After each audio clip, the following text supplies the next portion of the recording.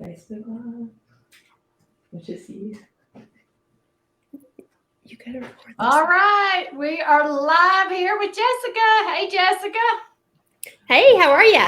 I'm good. I'm excited to have our conversation today around some short-term rental stuff. So, everybody, if you're out there, just hang tight. We're going to get started here in just a second.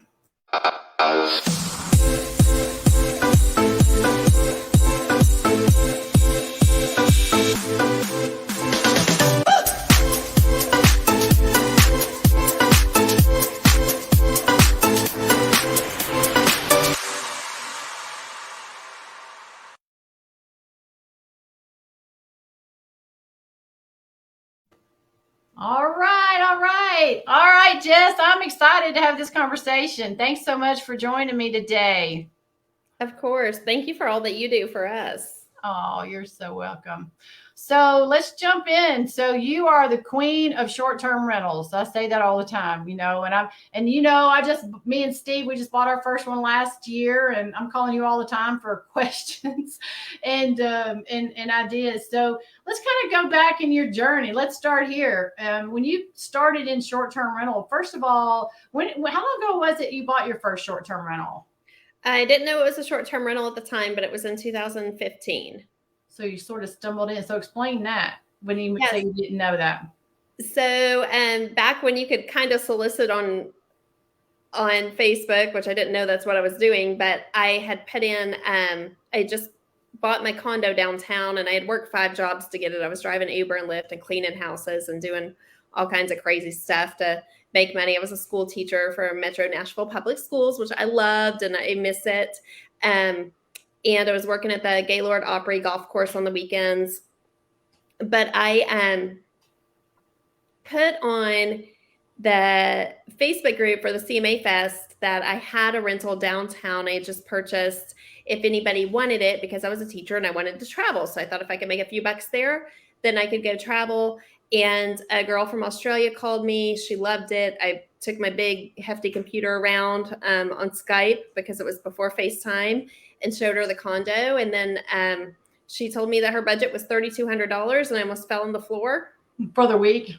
Yes, for the week. And my mortgage payment was like $764. So that worked out really well as a teacher. And she told me, she said, I can only pay you through PayPal or Airbnb. And I asked the question that changed my life, and that was, what is Airbnb? And she said, you post pictures of your place online and people pay you to stay there. And that's kind of how it worked. So I posted pictures online, and the next morning when I woke up, I had $8,000 in reservations, and that just kind of like triggered a bunch of things. There were definitely some hiccups along the way because I later learned that our HOA didn't allow this. And we had to have some meetings, and eventually the board allowed for short-term renting. So at the condos, and we now either own or manage 8 there, with a 9th one coming in December. That's awesome. Well, what a way to stumble into a whole new business. I mean, when did you get your real estate license? Not until 2017. So I was in short-term rental business prior to being into real estate production. Okay. So did you get your real estate license because the short-term rental, like what got you into the real estate space? Because now you sell real estate, and we'll talk a little bit more about this in a second, but I love, like, one of your missions that I know is just to help other single women, because you were single at the time when you started your short-term rental. You were single when you got into the real estate space and you got your real estate license. And now you have a very successful real estate business on top of, all these short-term rentals. So we'll come back to the real estate in a minute, but is that why you got your real estate license? It sort of led into it. So I had a lot of friends that I wanted to travel with, because now I had the means to travel and I had no place to stay, if we're honest, right? Because I'm renting my place out. And so I would rent it out and go travel in the summers because I was teaching school. And then later realized that I had an Airstream camper that had been my brother's that we lost tragically. And some of the donations from his friends and family, whenever he passed away suddenly, we used that to fix up his Airstream because we weren't really sure what to do with it. So I parked the Airstream at a local campground on the lake with my paddleboard, and I loved it. I had my little golf cart. It was awesome. I absolutely loved it. People thought it was crazy.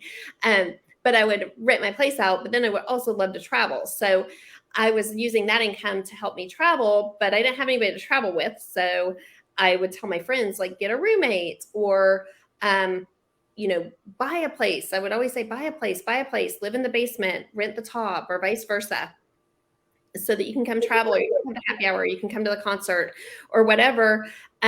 Because life is short. That's what I learned, with the passing of my brother, is I did not want to just work all the time.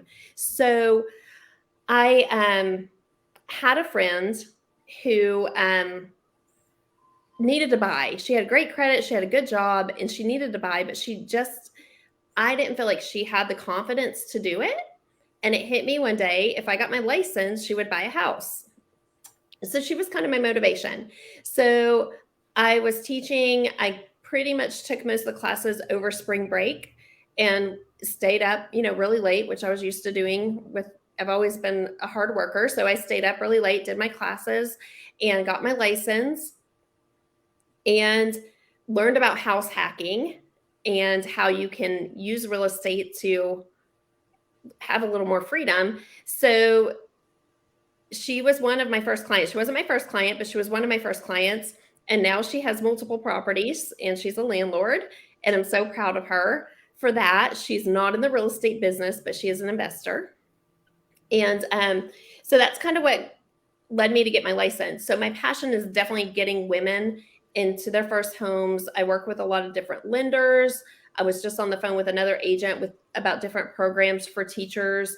I have a passion project of having an apartment building here in Nashville and allowing teachers to live there and putting a large portion of their rent into an escrow to purchase something else. So that's definitely a piece of me and my soul and why I got into the business. But naturally, it also led to me working with investors. I like local investors. I like people here in the city that I can help, just that only have a few, rental properties here and there.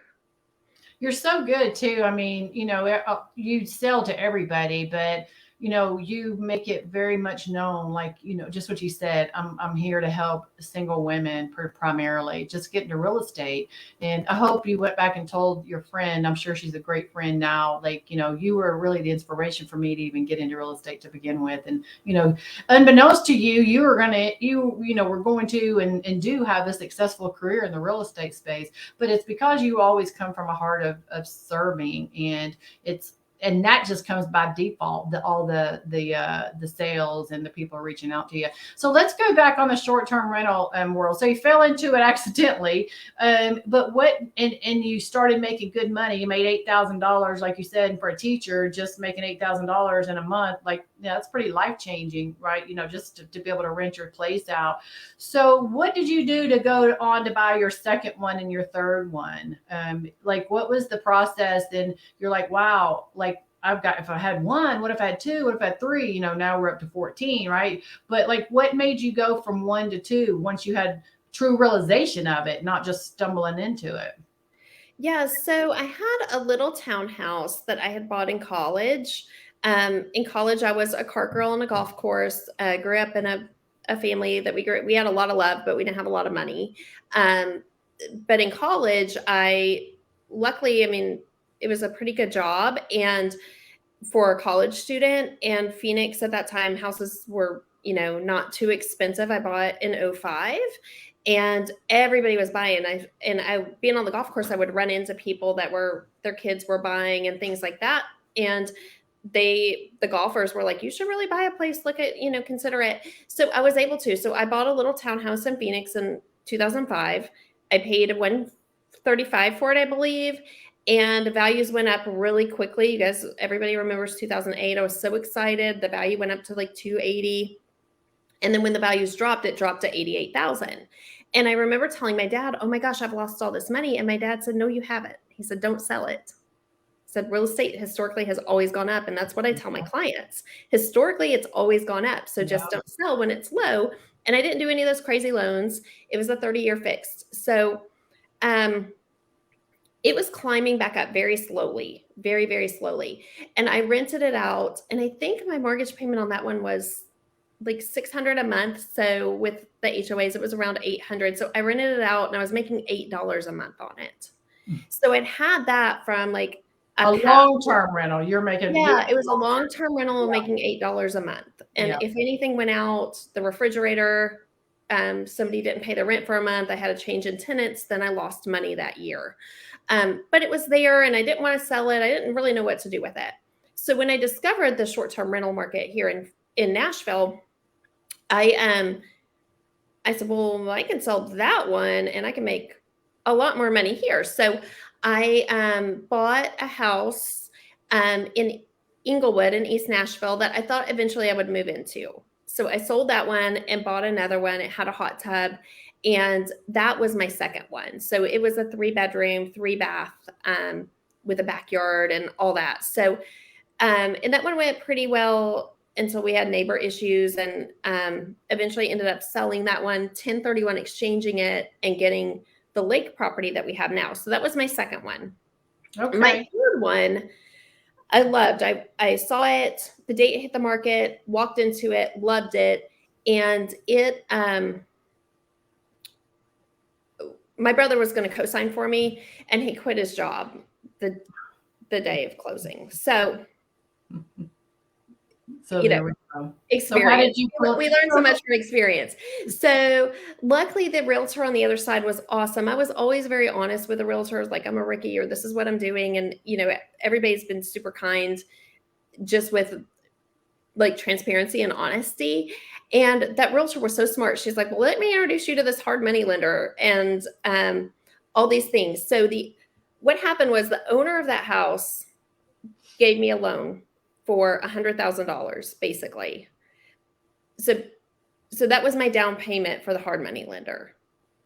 So I paid $400 for the house. I had a $100,000 loan with the seller, but it was at 0% interest and $0 a month for the first year. And then the hard money lender was at $300,000 at 10% interest, but it worked. So basically I get into the house with nothing down now. So I had the money to fix it. It needed to be fixed up. It needed a lot. It needed a lot of work, and it had a basement suite. So, move into the basement suite, fix it up. We fixed the upstairs first, and it was, it was a lot of work, but anyway, all that to say, it was creative. It was very creative financing. It was creative the way that we did it. It worked. I was able to refinance it. I think it appraised at $650 after all the repairs that we did. And so I was able to refinance it, no problem. And that's the way that one worked. And then eventually just like more condos. Another one I got in Florida, I had in the meantime met you and come on with EXP, and you invited me to Vegas. And I met Gloria Exum in Vegas. And I told her that I was all into this creative financing, house hacking, all these things. And we had a great conversation. And it was maybe a year later, 6 months later, she calls me and says, I have an opportunity for you in Florida. And I said, we're not doing any Florida. Like, I don't want them. When I go on vacation, I don't want to fix anything. And she said, no, you told me to watch out for you one. And she said, this is an owner that doesn't want to do anything. He wants to just walk away and leave all his stuff in there. He's embarrassed of, how it looks or whatever it was. And so we got that one with owner financing. So it was a 5% down and then a pretty fair percentage financing. And we still have that one, and he's happy with that agreement. So he makes his percentage every month, or his payment every month. And we didn't have to go through a bank for that one. So another creative financing ended up really well for us. But it's not just, in my opinion, it's not just, oh, well, you just had good luck. It's talking to people and sharing your story and letting people know what you're passionate about, what you do, because the doors are there.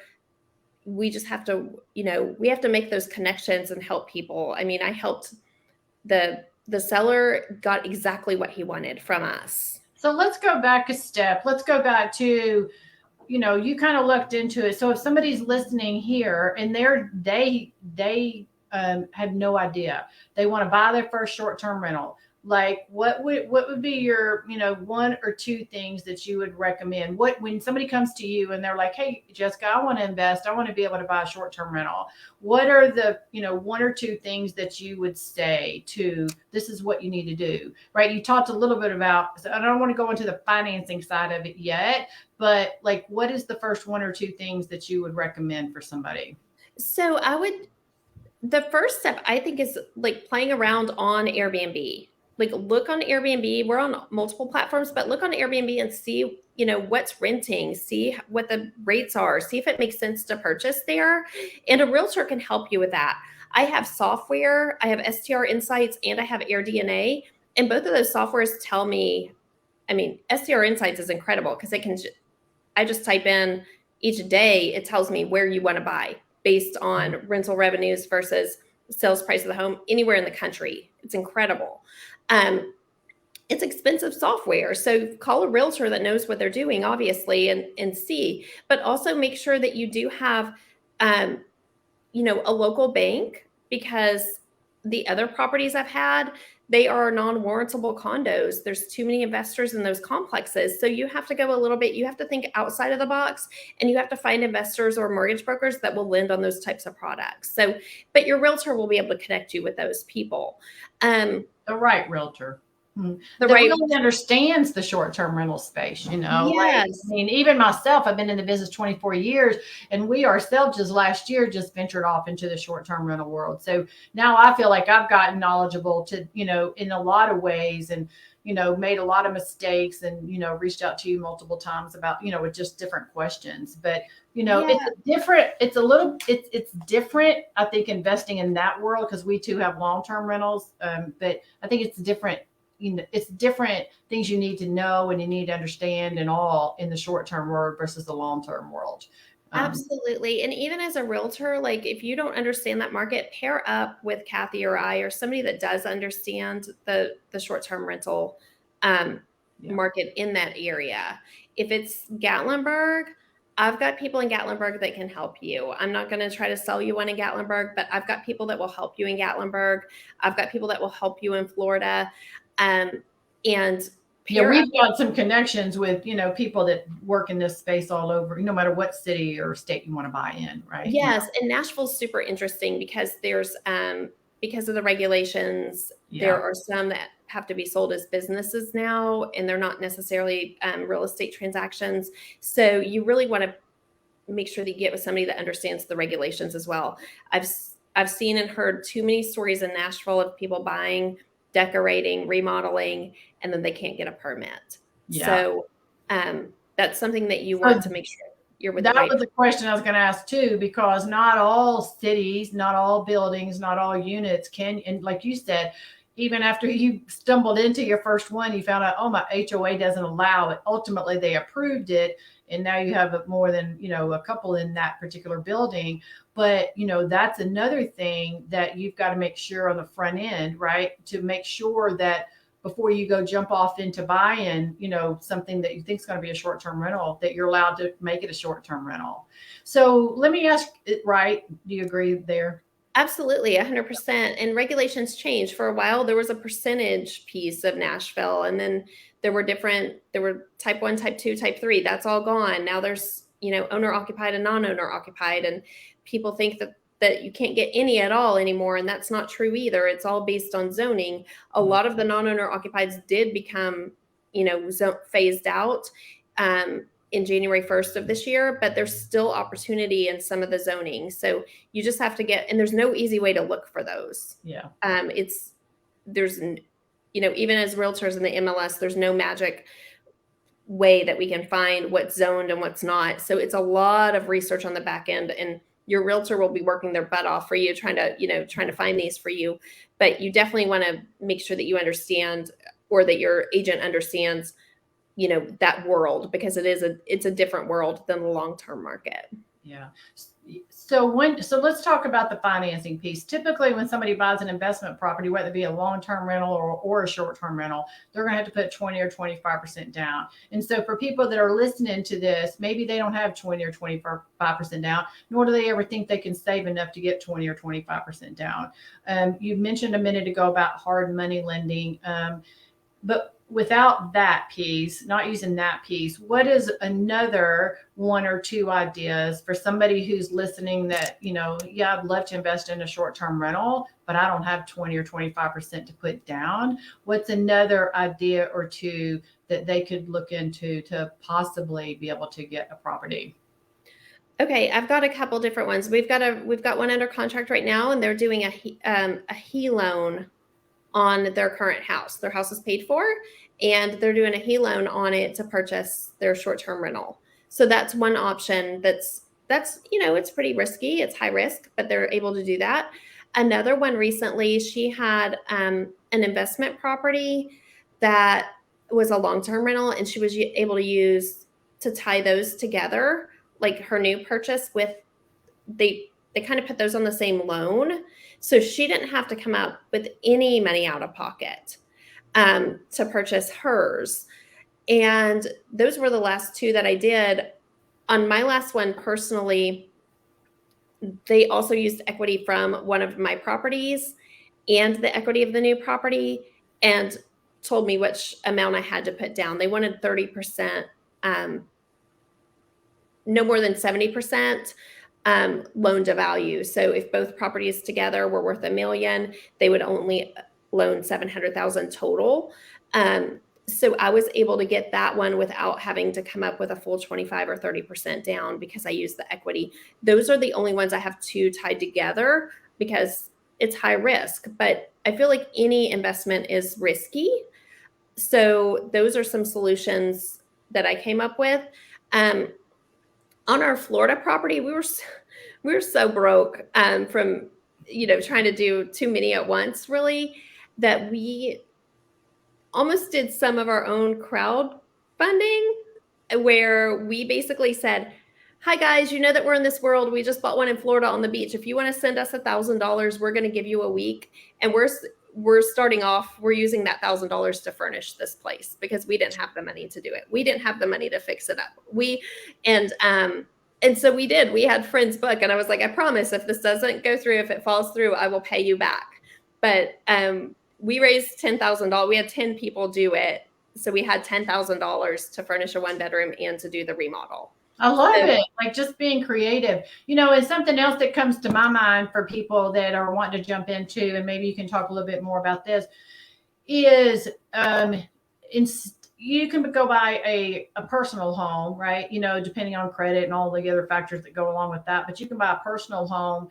If it's your first home, you may be able to get in with no money down. But if it's one you've already owned a home and sold that, now you're buying another home, then you can get in with as little as 3% down, right? And so one thing that comes to my mind for somebody who's at the very, very beginning of it is go buy a home that has a basement, or go buy a home that has a separate wing to it that you can section off. Maybe it's not sectioned off right now, but there's an easy enough way to section it off, make a private entrance for it. And then you live in part of the house. So you've really got into it, not as an investor, but now you've taken part of the home and turned it into, an investment piece of property for yourself, right? I mean, for somebody that's just starting out, that's another way that comes to my mind, that maybe just do that. Like, go buy a home and live in piece of it, rent the basement out, or rent a portion of the house out. Ideally with a separate interest, you're going to make more return on your money that way.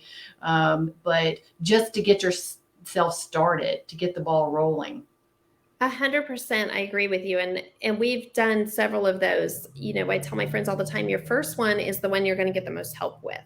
That's the one you're going to qualify for the first time buyer programs. That's the one you can get in with $0 down. And so if you can find one of these ranch style homes with a basement, you can live in that basement and in short-term rent the top. In most areas in Nashville, you can do that. You get it permitted, you are truly owner occupied, and you live in that basement and you Airbnb the upstairs. And that's going to give you the most return on your money. And those houses truly aren't valued anymore because they're not true duplexes. Yeah. So you're getting 2 homes for the price of 1. Yeah. And your house hacking is what you're doing. So you're living there, you're renting the upstairs, you're walking away with cash, you're living for free. And then you can use, if the values go up, you can use that equity to get you the next one, or you just save until you do have the 10 or 20% down to buy your next one if you like doing it. It's hard work. Yeah. I laugh when people say that it's passive. I know. That's why I specifically use, I got a banner going across here and it says living a leveraged income, lifestyle, right? It's Yes. like it's leveraged income. It's not necessarily passive because, to your point, passive income is like, hey, you just put on autopilot and never have to touch it again type of thing. So, but living a leveraged income life is way better than, as I say, the 40-40-40 plan, like going to work 40 hours a week, to, make 40% of your income in retirement years type thing. But it's all about leverage. I read that book from Kiyosaki a long time ago. I talk about it all the time, like the cash flow quadrant. Being in business, it's all about leverage and systems, right? So I love talking about the whole leveraging of real estate. Obviously, I've been in it for a long time in real estate. You've been in it for several years now. And I mean, it's our world, right? And what we're passionate about. And we're passionate about teaching other people how to create wealth through real estate. And, even ourselves, we've had these long-term properties, but when we delved into the short-term world last year for the first time, I'm like, wow, I'm way more a fan now of short-term rentals than I am long-term rentals. I mean, the return on the money is so much more. Yeah, the work is a little bit more if you're self-managing it like you do and we do too. But the return is so much better, at the end of the And if you love it, it's fun, and for me, I don't know if we'll ever get into like long-term renting again because I'm so passionate about getting people into their first house that I don't know how I feel about doing long-term rentals because I feel like they should go buy. But I do, if they're renting from me, I want to be helping them to purchase. Yeah. Want that temporary stop while they're building, whatever they need to build, credit, money to get into their first property that they're owning. Yes. Yeah. So if, wrapping my head around that, that's definitely a possibility. It's something that we might do. But as far as the difference in managing, I mean, I did have that rental in Arizona and I did have somebody that didn't pay for several months. And I, those things, and then you have the damage and you have those things where the short-term rental guests, they come in and most of them have their own homes. Yeah. And they have the income, they're not struggling to pay their rents while they're, using the short-term rental. And so they've already paid and then they're gone. And it's fun. Like I minored in tourism in college. So I've always liked tourism anyway. It was, who knew that I would really be in it? Yeah. But I love that piece of it. And I love going in and decorating. I mean, today we went and picked a pool liner. So it's constant things like that. And then it is work, but I've just changed my mindset to think that every single day I'm going to get a call for some kind of an emergency. Every single day. And it might be that the refrigerator is broken. It might be that we need an air conditioner, but whatever it is, I already know it's coming. So when I get those calls, I don't panic anymore. It doesn't stress me out. Yeah. You just are prepared for that. So let me ask you something else about like somebody that's looking to maybe buy their first time short-term rental.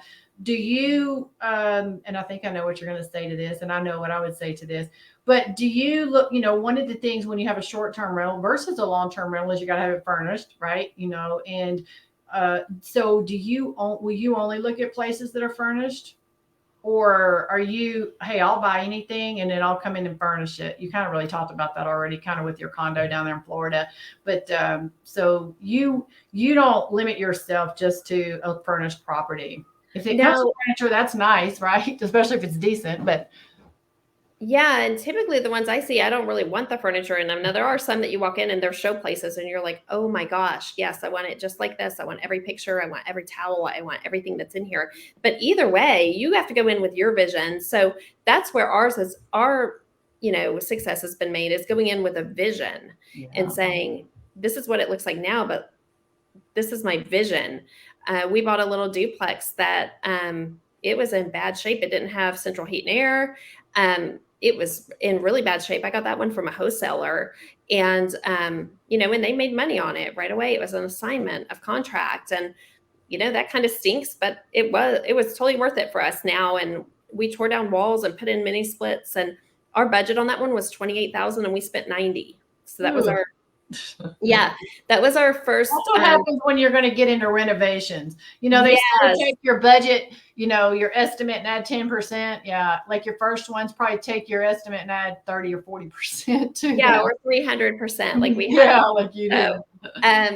So you just have to make sure that you do, you're prepared for that. And unfortunately with that one, we didn't have the money. So a lot of that went on credit cards. So when it did, and then we furnished it in February of 2020, right before COVID. So that was not a fun time for us. It was a really scary time for us, actually. We furnished the beach condo, both sides of that duplex that we do 30-day rentals out of for traveling nurses. Thank gosh it was for traveling nurses, because we did get them booked. And then we furnished another condo in downtown Nashville. We did 4 in that February, thinking this is going to be our year. And then COVID hit. And it was super scary. We sold Tyler's car and realized that paid our bills comfortably for about 2 weeks. And we just made a list of properties we were going to sell to be able to make it. And we were okay with that. We told each other, we chose to buy property instead of having a savings. So we will now liquidate these properties. And I try to really not be over leveraged whenever I purchase these. So even though when I tie these together, I'm still in a 70%, loan to value. So I don't feel like I'm upside down or even close to it. But that was a scary time. And then I dove into the real estate classes and killed it in real estate that year. So it all worked out, Yes. The happy ending of that was by July, we paid my student loans off in full. So we, sold the car, worried a little bit, kicked butt in real estate. And then it's been pretty solid since then. I love that. And I want to help other people do it. And it's so important to get your first one. Yeah. That's why I tell everybody, get your first house, and then everything else is easy. Yeah. Just making that first one. And I want to come back to your real estate in a second, but Frankie had a question, said, what is a great way to market your short-term rental when you're in a flooded market?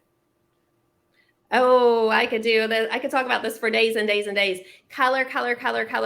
Use color on your walls. Use colors you wouldn't use, at your house.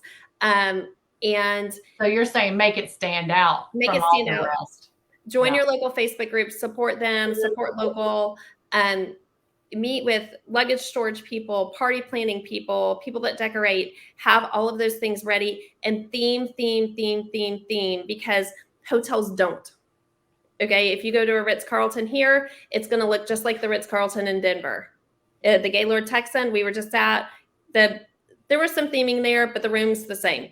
So with short-term rentals, it's completely different. So, just theme them, make them almost borderline what you might think is tacky. People love that. I mean, we're going to Disney. We're looking at rooms, the Nemo rooms, because my daughter loves Nemo right now. So that's what people want when they travel, is they want those themed rooms and the themed houses, do murals, all the things. But when you're talking about themed rooms, to me, at first, you got to first, like, what market are you in, right? So like a lot of yours are in Nashville. So you have all yours themed around sort of the whole country music, the music's world to a degree, right? But, if you're out in, like at the beach, for instance, right? If you're at the beach, you're not going to have the same type of theme there. So first of all, understand your market, who your client's going to be, but then theme them all. Like you've got all yours named. Don't you have all yours named in Nashville, like after country music people? Yeah, so that's the other thing. So this would go along with that answer to that question. Make sure that you have a unique name for your property that somebody can Google, and make sure you have a direct booking site. because if you have a direct booking site, those people are going to be loyal to you. They're going to tell their friends about you, and they're not even going to look on Airbnb. So you're no longer competing with everybody else. So all of ours are named a woman singer with a different song lyric. So we have Shania's Neon Moon. Shania didn't write Neon Moon. Those words are not together anywhere. You Google Shania's Neon Moon and our property pops up. Dolly's Dixieland Delight. We've got, I can't remember, Emmy Lou's Rhinestone Cowboy, things like that. So make them really unique names in the headlines, and then people can Google and book direct. By the way, that's a great tip for all of you that want discounts on your Airbnb. You don't have to ask for discounts. Find the name of the place and then go Google it. It's going to be cheaper, less expensive for you. And I love Airbnb. Thank you, Airbnb. I love you. But for those of you looking for those tips, go direct to the yes. Find the owner and go direct. Yeah. And even our beach condo, what you need to think about with these, if you're worried about a flooded market, is your photos. The photos are everything. I don't worry about the functionality. I want it to look good. My beach condo is painted all teal, all of it, every room. I would never, ever live in a teal house, but people go there. They love it. When I go, I haven't been, to be honest with you. We've never been, but I would love it because it's bright and it's fun. Beachy. And we have surfboards everywhere. So we kind of went with a surfing theme because we both surf, and we love it. But it's this really bright, obnoxious color that looks great in photos, and it's fun. But I would never paint, like this is our office, it's white. I wouldn't live in a teal house, but you can do so much with paint color. One big piece in each room, just like the hotels, if you think about that, one big piece of art in each room. So one really cool thing that you can get photoed in each room. In your photos, make sure that you take pictures of everything, take pictures of the inside of your cabinets, things like that. So you definitely want to stand out. You can also pay for Rank Breeze, which is a software that it shows you what the top properties are in your market. And so you can kind of click on those properties and zoom in and see what those properties have that maybe you're not offering, and it might. What's that called? Rank Breeze. Rank Breeze. Yes. So the three things I heard you say is to theme, and do paint colors, right? And make it stand out.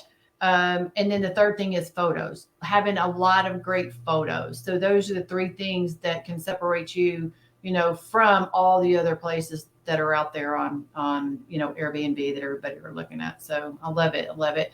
So, I kind of want to wrap up here with, let's switch over to your real estate journey. So you get into the Airbnb world or the short-term rental world and doing really well. And then you wanted to help people and you get your license, and, lo and behold, you've done amazing in that. You came on board. So you'd started with a local company here, just because I know you and I know your backstory. You started with a local company and loved it. You and I did a deal together. And then, we ended up chatting about EXP, and you made that move. How long ago is that now? 3 years?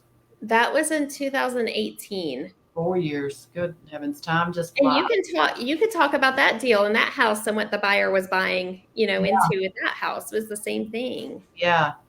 Like that's how we met. I had a listing, and you brought a buyer, one of the first time buyers, and you were getting her into that property, and you and I did a great deal together with that. And then, I was going to ask you, so what was the thing, what you mentioned to me on the phone the other day, you said, when I made the move to EXP, it was really there that I really learned about, like, that really opened my eyes to the whole short-term rental world. Like, I don't think I would even be, so you didn't even know like what you didn't know. Right. But, what was that change, I guess, coming from the company that you loved and were very happy with, and then you made this switch over? What's changed in your business? And even in, talking about the short-term rental world, you made that comment I thought was interesting.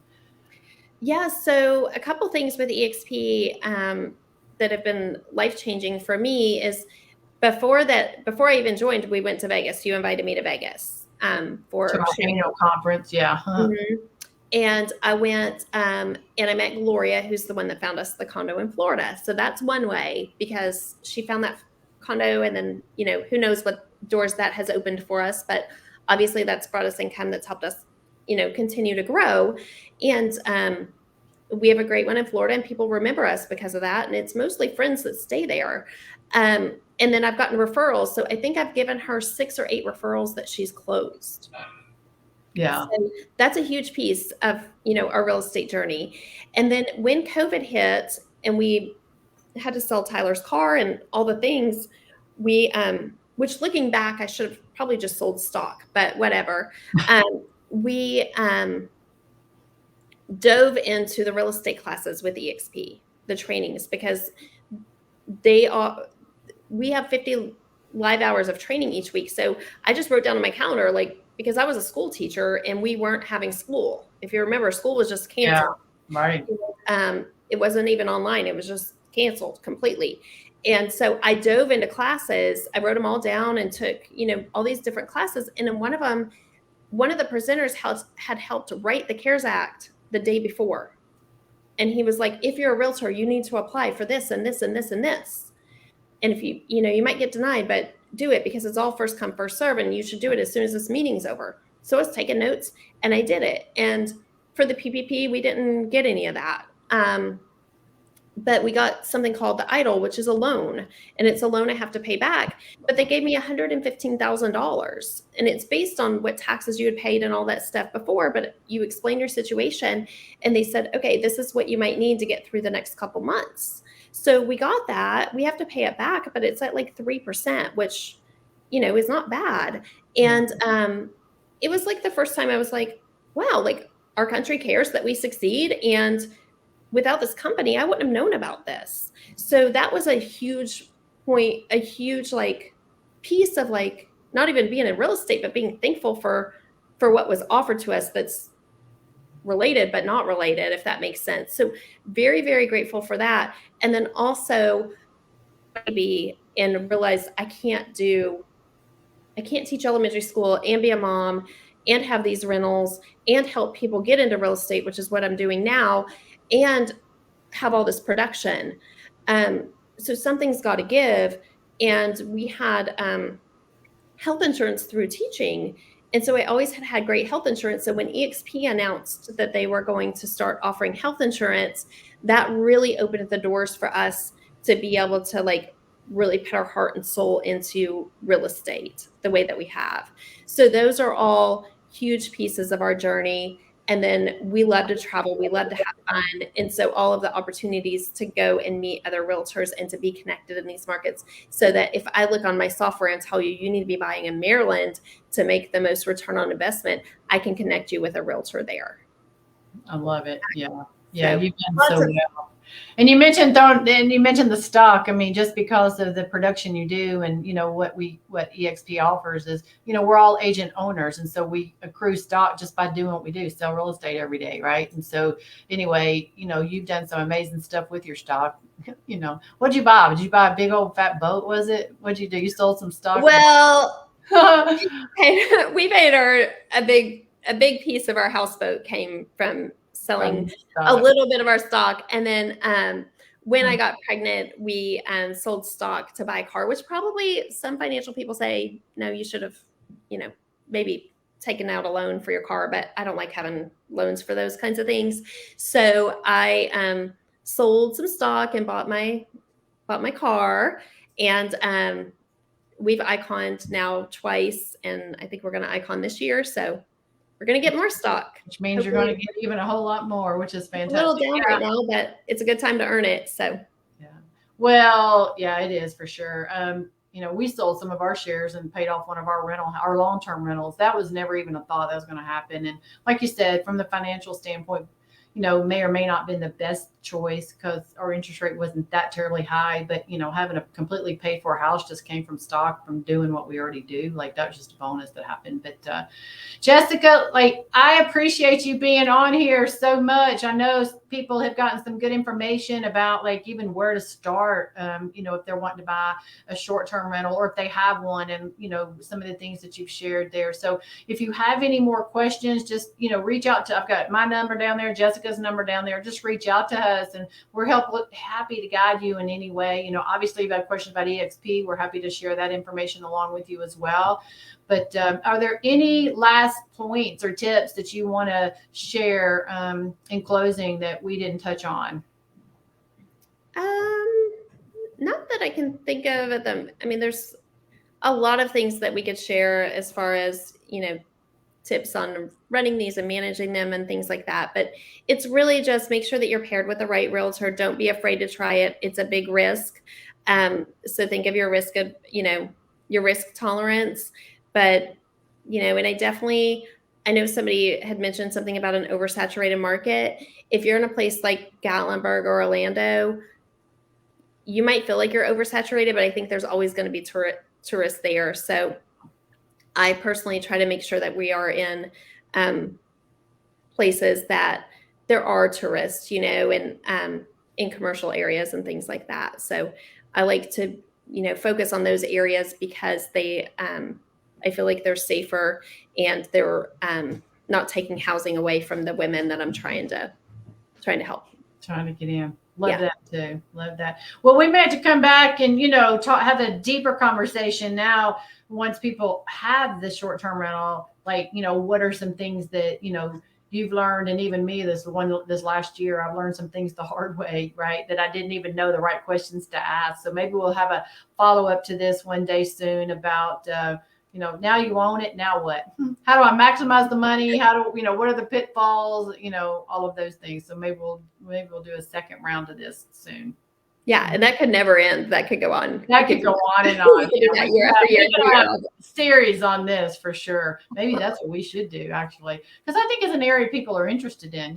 Like I think a lot of people are interested in the short-term world. They just don't know how to get involved with it. So, yeah. Well, again, thank you so much. I appreciate you being on, and thanks so much for sharing all your knowledge with us. And thanks for having me. Okay. Bye-bye. Good to see you. Bye-bye. Bye, you too.